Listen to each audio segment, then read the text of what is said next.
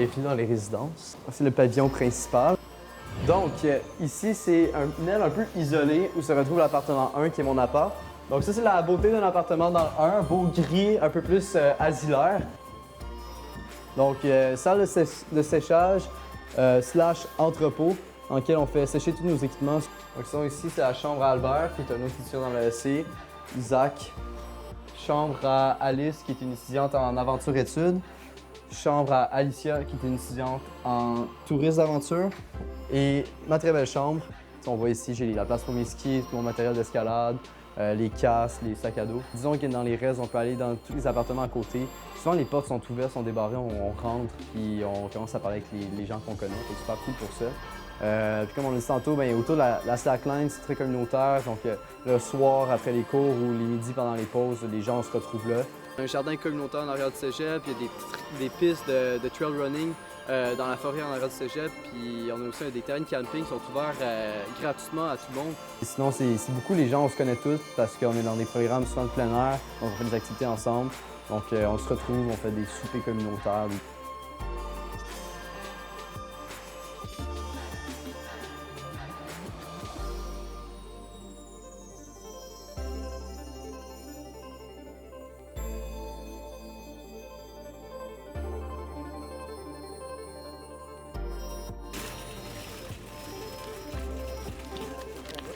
Esto es una tostada. Vamos a llenar de cosas. C'est une tortilla dure, croquant. Ça, c'est une tostada. Après, tu te fais une tostada de blablabla. Et ça s'appelle tinga. Normalement, ça serait poulet avec de l'oignon et la sauce tomate.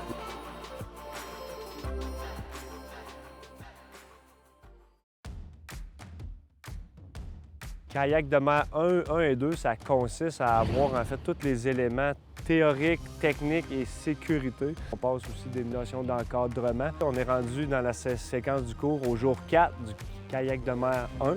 Plusieurs choses en fait, autant au niveau théorique, technique et sécurité dans les 3 premiers jours. On se contente en avant-midi sur tout l'aspect navigation. Et cet après-midi, en fait, on va aller faire l'aspect pratique de la navigation sur l'eau. Donc, on va faire en fait une petite excursion là, de Gaspé vers Penouille pour aller mettre en pratique ce qu'on a vu à matin là, en lien avec les cartes. C'est se familiariser avec une carte bathymétrique, donc une carte marine. Puis ensuite, on va le mettre en pratique sur l'eau. C'est une séquence logique. Il commence avec le cours de surfautage eau vive. Ensuite, il rentre avec le cours de canot au cam, canot eau vive. On fait le cours de kayak.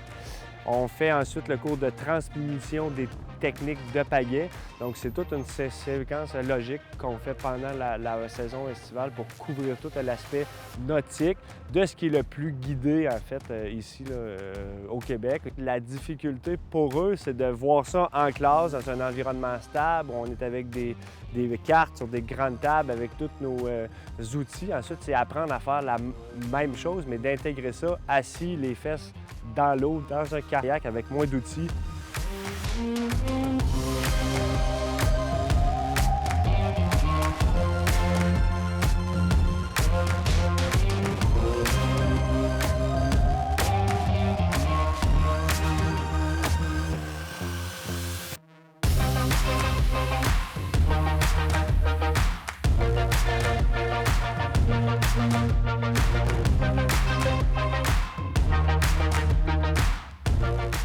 Au niveau pratique, bien, on va avoir les récupérations en eau profonde qu'on va faire avec eux dans un contexte d'eau un petit peu plus agité. On a travaillé plus en eau calme dans les jours précédents. On se met à l'eau à la halte routière de Gaspé.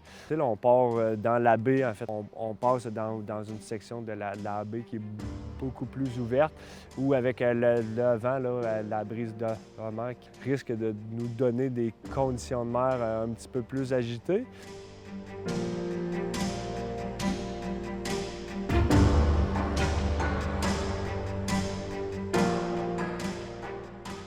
À mi-parcours, faire demi-tour et revenir ensuite là, par à peu près le même chemin.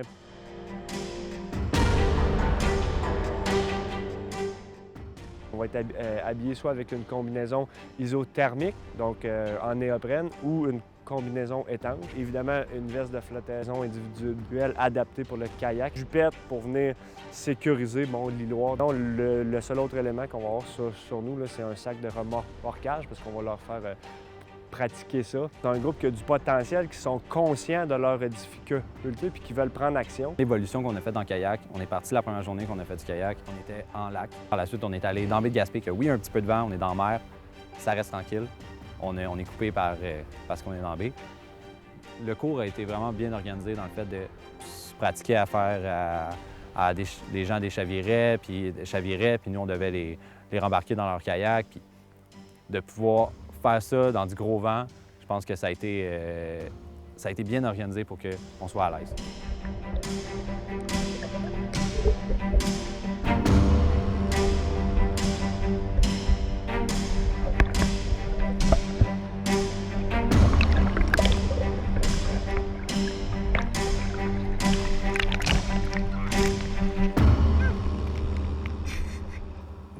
Pour le kayak, je veux dire, c'est pas mon sport de prédilection, si on veut. Bien, j'ai vraiment pu voir que, en fait, c'est un sport qui est quand même intéressant. De la pagaie, c'est de la pagaie. Surtout, mettons, avec la première sortie qu'on a faite ensemble, juste partir de la baie de Gaspé, c'était des tout petites vagues, il y avait juste un tout petit peu de vent. Et j'ai quand même pu trouver le sens de m'amuser là-dedans, puis faire des tout petits surfs. Mais tu sais, c'était comme la première fois qu'on faisait de la navigation, qu'on utilisait vraiment les compétences qu'on avait apprises dans les derniers moments, puis de le mettre en pratique, puis là, OK, t'arrives sur le terrain, puis là, trouve-toi le cap pour bien aller. C'était un autre défi, un autre petit défi à relever que j'ai trouvé intéressant, puis c'est vrai qu'on a peut-être un peu rencontré des conditions qu'on n'avait pas rencontrées jusqu'à maintenant. En tout cas, moi, personnellement, ça m'a comme ouvert un peu les yeux sur le fait que le kayak, c'est pas nécessairement un sport de ma tante. Excusez l'expression, là. Toutes nous qui essayent de comprendre les cartes, puis là, on est autour de la carte dans la classe, puis comme, je comprends rien, puis là, quand tu es sur l'eau, je suis comme ah, OK, c'est le même qui marche, ma boussole, OK. On a eu la première journée, puis on a fait quelques simulations, genre de dessalage. Genre, il faut vraiment que tu restes calme en kayak. C'est vraiment ça que j'ai appris aussi, là. Quand tu dessales, puis là, t'es sous l'eau, puis t'as ta jupette que tu dois enlever, il faut que tu restes calme parce que sinon, tu commences à capoter. À partir de la semaine prochaine, sur le cours Kayak 2, qui va être plus axé sur des notions d'encadrement, leadership. Et là, on va partir en coucher avec eux en excursion. On en fait deux, une de 2 jours, une de 3 jours.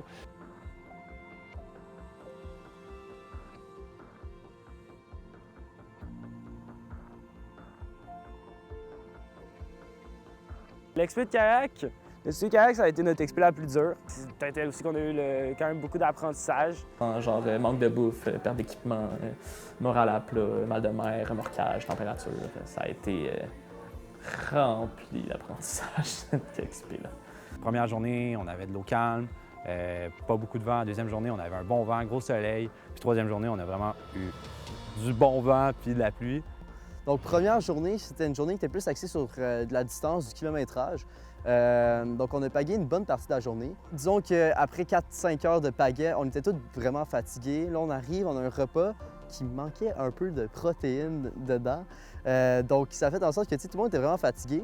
On est arrivé à la pointe verte où est-ce qu'on a campé, puis là, à 11h30, les profs sont comme « OK, on part faire de la navigation de nuit ».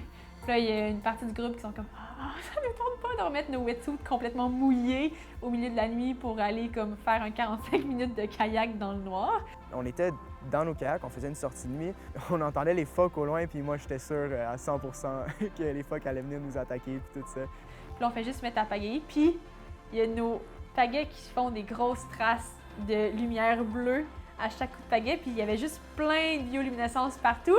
Pagayer dans le silence total avec juste toute la lumière de la bioluminescence puis la lumière des étoiles. On se réveille avec un vent de face de 15 à 20 nœuds et des immenses vagues de surf. Puis là, le matin, on n'avait pas de café non plus, fait que là, ça l'a fait tout un drame au sein de l'expédition. Puis on se l'est fait répéter tellement souvent que la nourriture, c'est important, mais là, je pense qu'on l'a réalisé plus que jamais. On est parti le lendemain, puis dans le gros vent, puis j'étais leader cette journée-là. Margot a fait une mal de mer.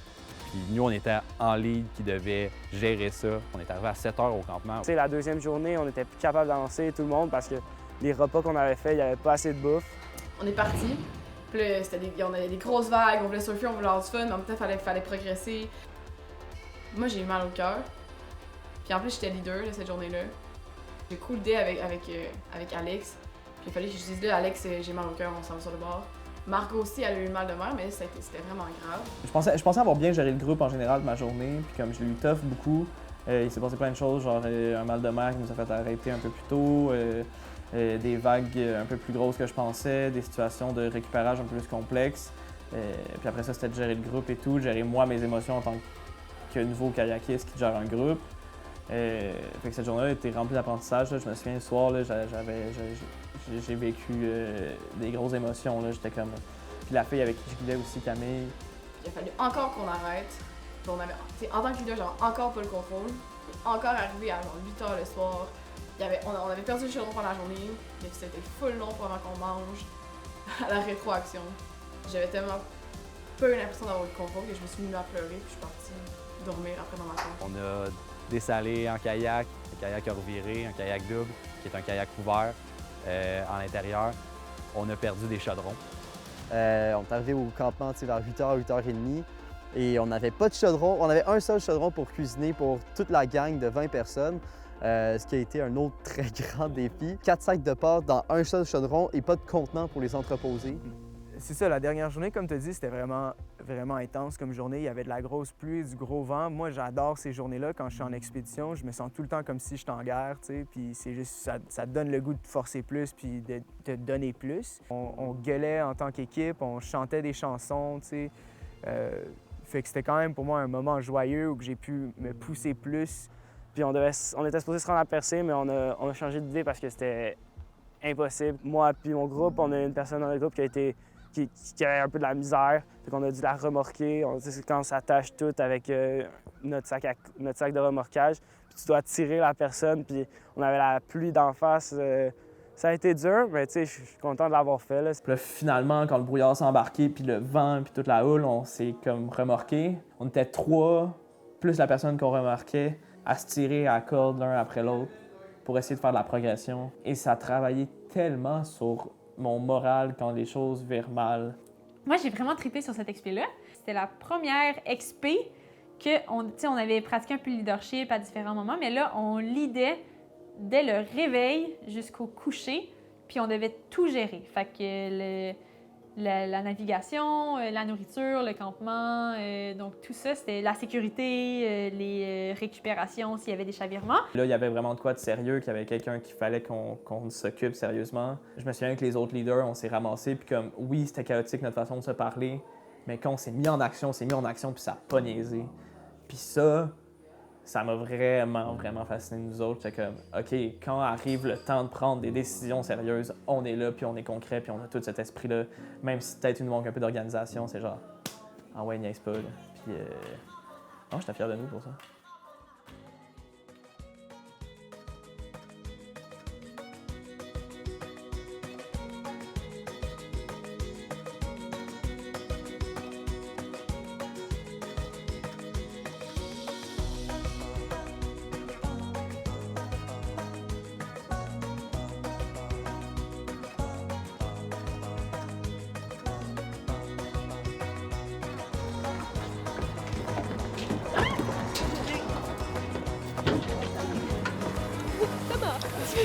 C'est sur lui! Merci!